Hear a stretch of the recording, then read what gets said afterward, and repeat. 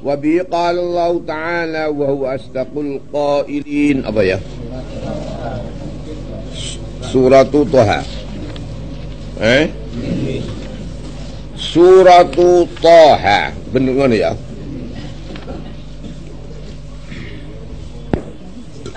Utawi iki iku surat Thaha. 14 iku purnama. Mergo Allah Subhanahu wa taala niku sifat sing ndadekaken sifat kepangeraning Allah iku sing wajib 20. Ning nek diringkes karek 9. Paham ya? Karek pinten? 9. Rupane wujud, qidam, baqa, mukhalafatul lil hawa, qiyamuhu binafsihi, wahdaniyat, qudrat, iradat, ilmu. Lho kok hayat ngene wae gak usah ilmu. Ilmu to 9 ya. Ora usah dikai hayat mergo kapan ding ilmu iku urip. Dadi nek gak urip ora iso ding ilmu, dadi ora usah hayat. Dadi ilmu iku ngandung urip, ya. Nek ana wong kok mati piye ilmune? Nah, mulane akeh wong santri gendeng mergo golek ilmune wong mati-mati. Paham ya, kuburan terus wae. Iku ngalaman di dina akhir wong santri kok golek ilmu ning gone wong mati. Paham ya? Ya wis aja ya sembarno ae pancen ngalaman di dina akhir. Berarti idza wusidal amru ila ghairi ahli fantazir sa'ah. Nek wong iku kabeh ora samestine dimesthek-mesthekno iku ngalamate dina kiamat. Dika nek golek ilmu ya ning sing urip, paham ya? Wong sing mati lah kaprae santri golek wong sing mati-mati. Ya mulane ilmune ilang. Mergo Allah Taala iku duwe ilmu urip. Ya. Lah kapan urip kok ngilmune sampurna mesti panca indrane apik, rupane sama, basar, kalam. Jadi kapan ana wong kok salah siji telu iki ilang, sama, basar, kalam iku maknane wis ngilmune ora ngira napa sampurna. Paham ya? Mulane nabi mesti sama, basar, kalam iki. Ha iki dadi mulane cukup 9. Jadi 9 iku ngandung sifat ngilmu iku kudu urip. Lah sifat ngilmu sing sampurna iku kudu duwe sama, basar apa kalam. Jadi pengrungu, ningali lan guneman. Jadi pinten mu 9? Lah 9 iku saiki sifate Rasul akeh 4. 4 ya, pinten? 4 karo 9 karo 4 pinten? 13. Paham ya? Nah, 13 ditambah sifat jaiz iku mung sitok tok padha. Dadi pira 14 ya. Dadi ta iku pira? 9, hak iku pinten? Lah nek mok terusno ora usah jaiz-jaizan, hak kok 5. Mergo nabi ku duwe sifat amanat, sidik, tabligh, fatanah, papat luas. Ditambah kanjeng Nabi ku ummi.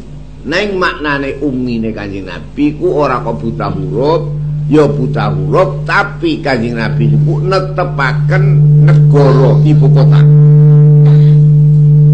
Netepaken ibu kota ora iso ilang.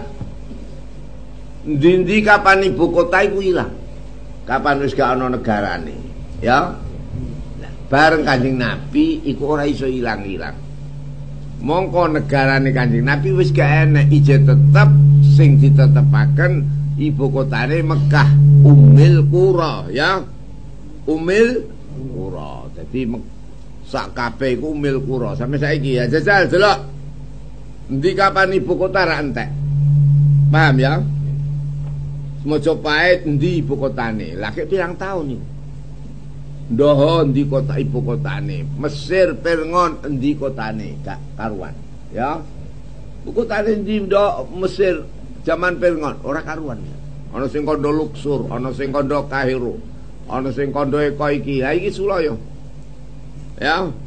Ibu kotane kerajaan zaman doho endi? Sulaya kabeh. Neng Rasulullah netepaken ibu kotane Mekah gak sulaya. Ibu kotane Madinah ora sulaya. Mulane diarani ummi, ya. Ummi asale ummil qura, ya. Ana kalane ummi sing dikarepaken ummi Kanjeng Nabi ku pirsa dadi pokok. Pokok apa wae pirsa iku Rasulullah sallallahu alaihi wasallam. Iki maknane diarani surat Thaha. Thaha iku asmane Rasulullah sallallahu alaihi wasallam. Diarani Thaha mergo 14 iku purnama. Surat Thaha Makkiyatun bangsa Mekah. Mi'atun wa khamsu wa salasuna ayat. Ana 135 ayat. Au wa arba'un. Atawa lan 40. Jadi 140 atau 135. Kok sulaya? Mergo sulaya iki mergo padane ndi? Qur'ane ora sulaya, ning padha iku ning endi? Iku sulaya, ya. Mergo Qur'an iku aneh. Kadang wayahe padha nanging ora leren. Kadang wayahe ora padha kudu napa? Leren. Mulane kaya makantut niki wa ta'udzu min dunillahi anda wa ta'udzu min dunillahi aliyatan yurinir rahman bidullatun anni syafa'an syafa'an ni zalim ulama qila qala ya laita qaumi yanfa'u rabbi waj'al ya wa ta'udzu min dunillahi aliyatan la'allam insun la yastati'una nasrahum lahum jundum mukhdarun wala yahzun ka qauluhum leren, ya. Lah umume wong terusno mawon, Quran ngono iku, kadang tengah wajib leren, kadang ayat kudu diterusno, paham ya? Kadang mau sak kalimat kudu leren karo pisan. Nah, saiki ngene iki wis padha bingung saiki. Lah mulane saiki ana sulaya, ning Quran gak ana sulaya. Titike iku lho. Bismillahirrahmanirrahim. Thaha. Bismillahirrahmanirrahim. Thaha ma anzalna ilaikal Qur'an ma anzalna 'alaikal Qur'ana litashqa. طه ما أنزلنا عليك القرآن لتشقى إلا تذكرة لمن يخشى تنزيلا ممن خلق الأرض والسماوات العلى الرحمن على العرش استوى له ما في السماوات وما في الأرض وما بينهما وما تحت الثرى وإن تجهر بالقول فإنه يعلم السر وأخفى الله لا إله إلا هو له الأسماء الحسنى. طه ya Thaha ngono ae utahe iki iku surat Thaha. Thaha. Allahu ta'ala iku alam pirsa Allah bimuradihi kan persane Allah bidzalik lan Thaha mbah sing dikersano Thaha. Kok setengah ikil Thaha asmane Kanjeng Nabi diarani Thaha mergo lafal tok iku 9 ha pinten 5 dadi 14. Dadi wulan apa pur nomo Thaha leren, ya. Diarani wakaf tam. Tam iku artine wis sampurna. Sampurna padha. Mergo ayat iku ora mesti padha. Kaya alhamdulillahi rabbil alamin sayat ning urung padha. Padane alhamdulillahi rabbil alamin arrahmanir rahim maliki yaumiddin iku padha lagi. Lah lafal Thaha iki padha. Tambesan. Mergo Thaha asma dhewe. ayat mustaqillah. Ma anzalna 'alaikal Qur'an, ora nurono ingsun ing atase silam Al-Qur'an ya Muhammad litasqa durpun supaya cilaka atau payah sira. Gak, ora iso payah, ora cilaka. Sebab iki Qur'an ora payah litat abadan payah sira bima fa'alta lan barang kang nglakoni sira ba'da nuzuli sause tumurune Quran min tuli qiyamika saking suwene jungkung ira bi salatil lail lawan salat dalu. Kanjeng Nabi Muhammad sallallahu alaihi wasallam sawuse temurun iki Al-Qur'an ngata-ngataken apa sembayang. Mergo kedudut atine marang Allah sembayang. Sampai nek dalu koyok-koyok sukune aboh. Saking suwene napa ngadeg. Aja ngono, Mat. Ai khaffif an nafsik. Ngentengno sira sing awakmu. Aja sampe mubet-bet. Entengno sembayang. Lah sembayang iku nggawa enak. Ati susah dienggo sembayang, penak. Ya. Ning nek kedawan ya dadi kesel kowe. Nggih. Lah nek sampean ora iso kedawan wong sembayang iku abot. Sara kangat wae ya abot wong ora dadekno enteng. Mergo sembayang ora dadekaken eling menyang Allah. Lah sakniki wong sing didemeni gak ana kejaba Allah. Dadi nek sembayang enteng. Tapi masih enteng nek kakean ya dadi abot. Lah iku aja sampe kakean apa sembayang. Ai khaffif nafsak. Illa tazkiratan angin aku nurono Quran lakin anzalna tazkiratan krono kanggo pekeling. Tazkiratan bihi kelawan Quran. Lima yakhsya kedung sing wedi siman ing Allah. Quran diturunaken krana supaya wong sing wedi ing Allah oleh pekeling. Lima yakhsya ya khafullah tanzilan kan katuruna tenan badalun min lafzi. Genti sing lafal mi fi'li kan fi'ile lafal. An-nasib kang nasabna la manfal ai nunazzilu tanzilan. Tanzilan kelawan katurunaken Quran mau ilmin miman saking zat khalaqa kang dadekno zat al arda ing bumi was samawati lan pira-pira langit al ula kang luhur-luhur miman khalaqal arda was samawati al ula. Quran iki diturunno saking Allah kang gawe langit lan gawe bumi. Lah temurune Quran manfaate kanggo wong sing wedi menyang Allah. Maknane wong sing atine duwe wedi ing Allah. Lah isite tengere ati kok wedi Allah. Diturunno Al-Qur'an dekne atine terus wedi.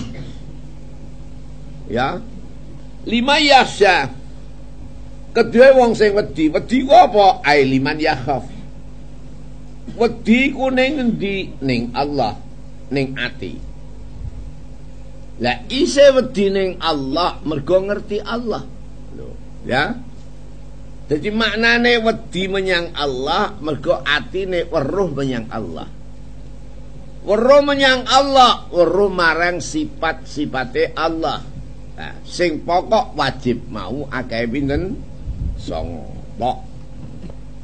Miman khalaqal arda was samawati ula. Lafal ula jam'u ulya, ulya fu'la ula. Fu'la fu'al. Ka kubra wa kubar. Wa utai si Allah iku Ar-Rahman, Allah kang sifat welas. Alal arsy ing atase aras. Aras iku apa wawa lughatan sarirul malik. Yaiku bangsale raja, pinaaraane raja. iku bangsal. Istawa pinarak sapa Allah. Artinya istawa pinarak. Lho Gusti Allah kok pinarak istiwaan kelawan istiwa yaliku kang patut istiwa bikan Allah. Ar-Rahmanu utai Allah kang sifat Rahman. Alal arsy ing atase aras. Aras iku apa? Ndhuwure langit bumi lan ndhuwure kursi. Jadi langit pitu, kursi nomor 8, aras nomor pinten? 9. Lah ning langit ingkang kaping 9 Allah istiwa. Maknane istiwa asal maknane lenggah. Sing dikarepaken lenggah kuwasa. Kekuasaane Allah pusate ana ing aras. Lho kok iso diarani pusate ing aras? Mergo malaikat sing keparek menyang Allah singene muqarrabin. Wal malaikatil muqarrabin iku manggone ning aras. Ar-Rahmanu 'alal 'arsyis. Dari Allah taala alladzina yahmiluna al-'arsya. Malaikat-malaikat sing man khaulau lan sing ning kiwa tengene aras. Yusabbihuna bihamdi rabbi. Maca tasbih ning pangerane. Wa yu'minuna bi iman. Lho. Jadi maca tasbih ning pangerane, iman ning pangerane. Kapan iman? Oh, Gusti Allah ora ning aras mergo ana wa yu'minuna bi. Wong malaikat sing ning aras kok iman ning Allah. Ning ngono Allah ya ora ning aras. Kok lamun Allah ning aras ora usah diimani wong jangglek. Kowe ora padha karo iki neon listrik. Aku iman iki neon listrik. Lho keliru ya. Barang keliru iku sing diimanno iku sing gaib. Yu'minuna bil ghaibi. Jadi istawa istilah kuwasa. Istilah wong sing ning aras keparek menyang Allah. Mulane swarga iku ning dhuwur parek aras. Kok wong sing ning swarga iku panggonane wong sing parek menyang Gusti Allah. Ar-Rahmanu 'alal 'arsy istawa. Utai Allah kang sifat Rahman 'alal 'arsy ing atase aras istawa iku istiwa. Manane istiwa? Maknane kuwasa atau istiwa pinarak lenggah. Diarani lenggah Gusti Allah ora ning aras. Mulane lah saiki kesimpulane wajib iman Allah istiwa ning aras wong istawa 'alal arsy. Ning istiwa sing yaliku bi kelawan istiwa kang patus kan Allah. Tegese ora ittisal, ora infisal. Maknane ora nemplek, ora pisah. Muarani nemplek wong ora ning kono. Muarani pisah wong istiwa ning kono. Jadi istiwaan min ghairi ayyakuna ittisal wala unaka infisal. Ora tetemu, ora apa pisah. Istiwaan yaliqu bihi. Sing patut ning Allah. Lah wajibe kowe pasrah iman nek Allah istiwa. Istiwae piye mbah? Lane cara kuno al-iman wajib. Kowe iman Allah ning istiwa ning aras wajib. Al-iman wajib. Wal kaifiyatu majhulatun. Piye carane istiwa mbah gak roh. Istiwa lungguh ngene gak iso. Ya istiwa sing ning Allah. Yaliku bi. Istiwaan yaliku bi. Jadi iman wajib. Gusti Allah istiwa iya. Carane piye mbah? Ya. Jadi wala al iman wajib. Wal kaifiyatu majhulatun. Wal makna maklumat. Maknane maklum. Istiwa. Was-su'alu an dzalika bid'ah. Kowe takok piye istiwa Allah bid'ah. Mergo ora ana sahabat takok. Lahu ma fis samawati wal ard. lahu ku kagune Allah ma fis samawat utai barang ing gambir langit wal ardi lan bumi. Apa sing ning langit ana sing bumi iku kagungane Gusti Allah. Lahu ku kagungan Allah ma fis samawat utai barang dalam langit. Langit pitu, kursi, aras ya. Wa ma fil ardi wa ma bainahuma. Lan barang antara langit bumi minal makhluqat. Iku ana. Rupane ma bainahuma al hawa warih ya. Macam-macam. Lane ora ana kosong hakikate gak ana. Khalaqas samawati wal arda wa ma bainahuma. Allah gawe langit bumi antara ngajeng digawe. Lho kok ana jete lho, ana angin. Lah saiki ketok nek ana langit bumi, butune ana kapal udara. Ya. Kapal udara iku ceblok napa mboten? Endi perkara sing ora ceblok iku mesti numpang. Numpang apa? Numpang angin apa numpang apa ho? Lah kok iso mergo perkara iku ana sing lembut, ana sing ketok ora lembut kaya kayu, ora lembut ketok. Langit bumi ana, antara langit bumi ana. Gitu nggih? Lah. Saniki ora kiamat-kiamat nek urung dibuktekno kabeh. Buktine apa? Ana kapal udara. Lho iki. Kapal udara numpang apa? Numpang hawa. Dadi hawa ana, jute kena ditumpahi.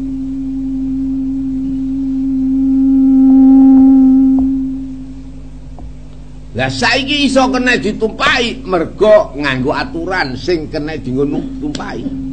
Jajal masya Allah apa? Masya sakniki banyu iku alus lembut. Mok leboni wesi glunggungan, ceblok napa iso temumpang? Ceblok. Dadi ana watu muncalno ceblok mergo ora nganggo aturane sing numpang. Jajal sakniki mosok ning prau, mosok ning laut. Ceblok napa mboten? Ora iso numpang. Lah iku ya ngono kapal udara iso numpang. Mergo nganggo aturan. Lah numpang gampang iku kapal udara obah-obah. Ya iso numpang gampang. Jajal nek mati mesine, ceblok napa mboten? Wong ngelangi saiki, ya. Lu wong ngelangi, iku piye saiki? Oh, jajal ora ngelangi, ora apa-apa.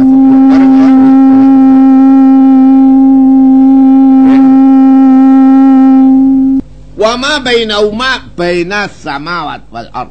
Bainal mah. Bainas samawati wa bainas samawat wal ard makhluqat. Saya makhluk rupane hawa lan liyane. Lah diketokno. Nggal sithik sehingga ayate Allah iki ketok kabeh. Nek wis ketok kabeh kiamat. Paham ya? Manda Allah Ta'ala sanurihim ayatina fil afaq. Bakal manusia tak weruno ayat-ayatku. Ayat Allah ngendikaken antara yang bumi iki ana makhluke. Lah nek ana makhluke kena ditumpangi. Lah kena ditumpangi kapal udara numpang. Lho iki ayat. Jadi Allah sedaya kabeh diketokno. Lho Gusti Allah iku ora manggon ning kono ning kene kok kena didelok. Wong ora ning gone kok kena didelok. Wong ora manggon. Lho saiki ana TV. Lho diketokno kabeh. Wong ning Amerika kok kena didelok teng Indonesia. Gusti Allah iku ora ning kidul kok kena muk awasi kolor. Nek ngono Gusti Allah ning kidul gak. Kowe ngawasi TV marep kidul. Lho apa Amerika iku ning kidul tapi wong ning kulon lho jajal. Jadi Allah ngendikaken sanurihim ayatina fil afaq. Bakal tak ketokno wong akeh iku ayat-ayatku ning endi penjuru. Afaq tak ketokno, ana peluncuran, ana eka, ana iki. Hatta yatabayyan lahum annaul haq. Sehingga pertelo kabeh Allah iku bener. Sehingga pertelo Quran iki bener. Mulane saniki ing sarening kapal udara iku numpak padha karo prau, dipadakno karo prau ning Quran. Wa ayatul lahum anna hamalna dzurriyyatahum fil fulkil mashhur. Setengah sing ayat Allah anna susun hamalna wong-wong manusa tak mot ning prau.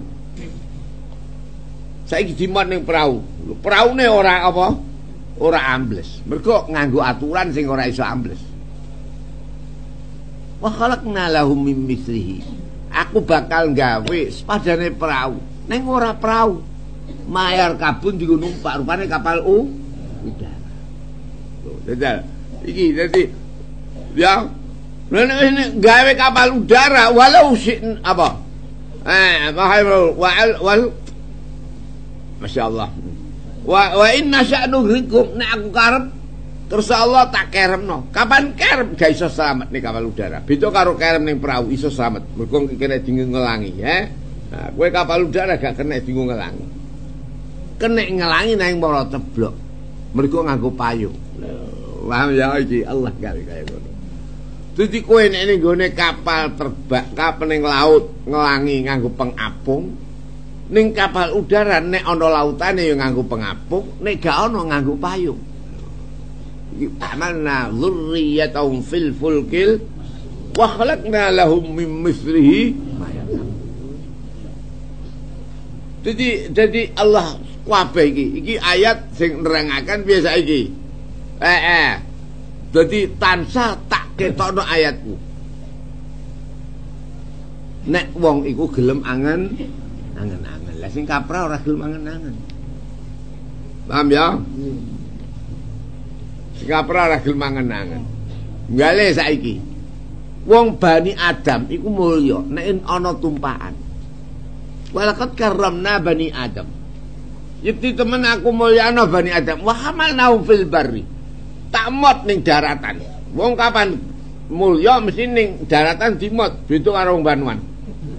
Mlaku tok sarang. Lah mulane Kanjeng Nabi ngendikaken wong sing paling ora mulya iku apa? Sing anut buntut sapi.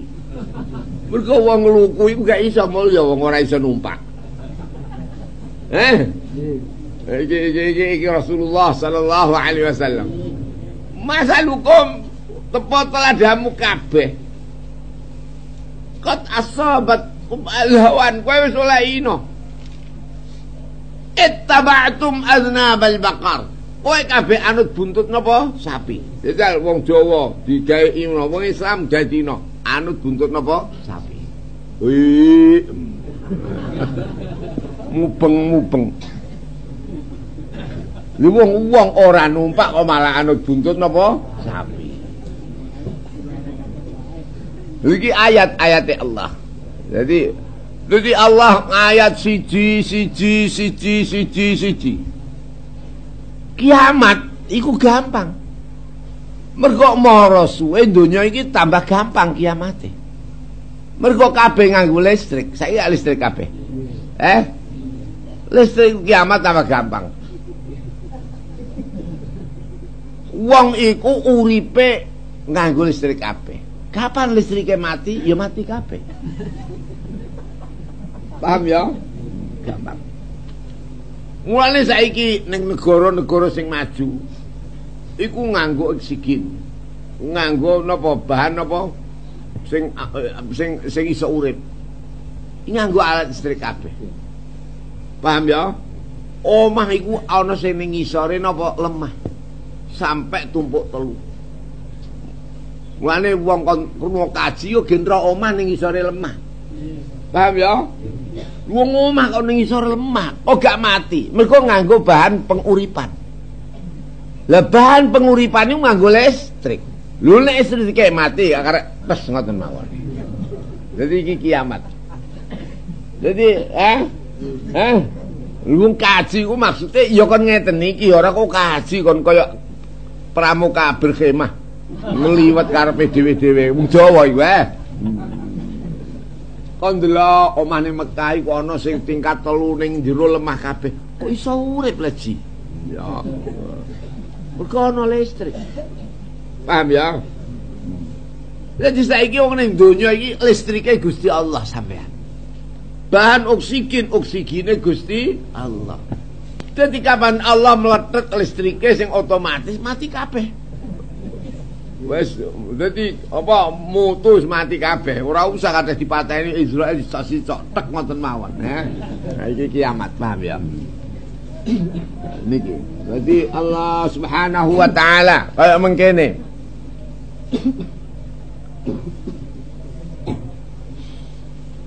Lahu ma fis samawati wal ardi. Lahu iku kedue Allah ma bainas samawati wa ma bainahuma. Wa ma tahta tsara. Lan barang sing ana ing sor-sore bumi. Ya iki tak terangno. Ning sor-sore bumi kok anu ana bahan apa oksigen. Sor-sore bumi iku ngisore bumi lipat-lipat tumpuk-tumpuk. Iku bumi digawe tumpuk-tumpuk dening Allah. At-turabun nada. Yaiku lebu sing teles. Wal murad al-arduna sab'u bumi pitu. Mergo li annaha krasune arduna sab iku tahta turab. Gene kok digawe wa ma tahta sara. Mergo dhuwur iki lebu sing mengandung teteles. Lebu mengandung pasir. Sak ngisore bumi. Bumi iku tumpuk akeh pinten pitu sap-sapan. Mane sampean gali ngisor padas, ngisor macam-macam. Mane sampai sumber iku ana sumber permukaan bumi, ana sumber kedalaman bumi. Nah, nek kowe kepengin roh sumber sing akeh ning kedalamane bumi, mulane sumur bor iso mancur mergo ning ngisore lapis sing napa ngisor. Paham ya? Nah iki mulane Allah ngendika wa ma tahtas lan barang tahta tsara kang ana ing sor-sore bumi. Wes iki kowe nek wis roh kaya ngono mo angen-angen iku kekuasaaning Gusti Allah Subhanahu wa taala. Saiki kowe ngerti yen Allah iku ana. Nek wis ngerti Allah iku ana ning di panggonanmu Allah pirsa. Wa in tajhar bil qauli lamun banterno sira kan pengucap fi dzikrin au du'a. Fallahu ghaniyun. Gusti Allah iku semuge anil jahri sing banterno bi kelawan qaul. Katemu banterno iku lha apa? Iku lak jenenge istighosah demonstrasi ning Gusti Allah. Saiki ra ana. Dadi ana demonstrasi ning pemerintah, perusahaan, ana demonstrasi ning Gusti Allah. Yung Gusti Allah katemu kai banter swara. Lah apa kowe? Dhewe istighosah. Fa innahu kok bento temen kowe ya. Fa innahu maqastune Allah iku ya alamu pirsa Allah asirra ing rahasia wa akhfa. Kada usah mu ora speaker mau pasang. Mau son bar Gusti Allah kok dikai son lho dadal. Wa innahu ya'lamu sirra wa akhfa. Iki mending kene wae ngaji, aja kandakno ning kono-kono. Mongostune Allah iku ya'lamu pirsa Allah as-sirra ing sir wa akhfa lan kang luwih samar mindu timbang sir. Ai wa ma khafa. Tak kandhani gemrencete atimu iku ae pirsa Allah. Walam tuhaddits lan ora ngrenjetno sira, ora nyeritakno sira bihi kelawan ma khafa. Sing mau grenjepno ning ati iku Allah pirsa. Nek wis pirsa atimu ora grenjet kejaba eling menyang Allah. Lah iki jenenge zikir khafi. Jenenge zikir apa? Khafi.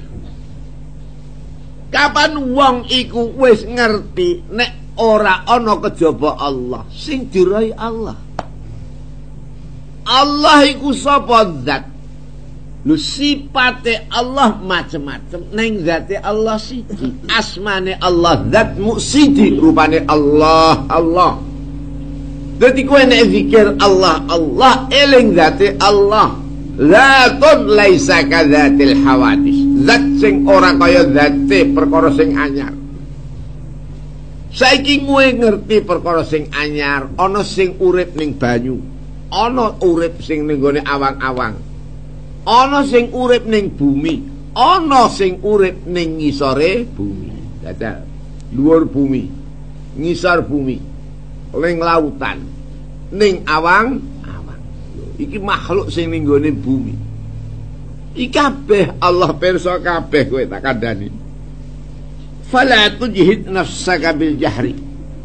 Mongko aja menangken sira ing awakmu kelan banter-banterna swara. Ya Allah, ya Allah, gak ison lah apa. Fala tajhad mongko aja nemen-nemen sira, aja mayahna sira atau fala tujhid, tujhid aja mayah-mayahna sira nafsaka. Awakmu aja mupayana bil jahri kan banter. Gusti Allah pirsa, lana pirsa.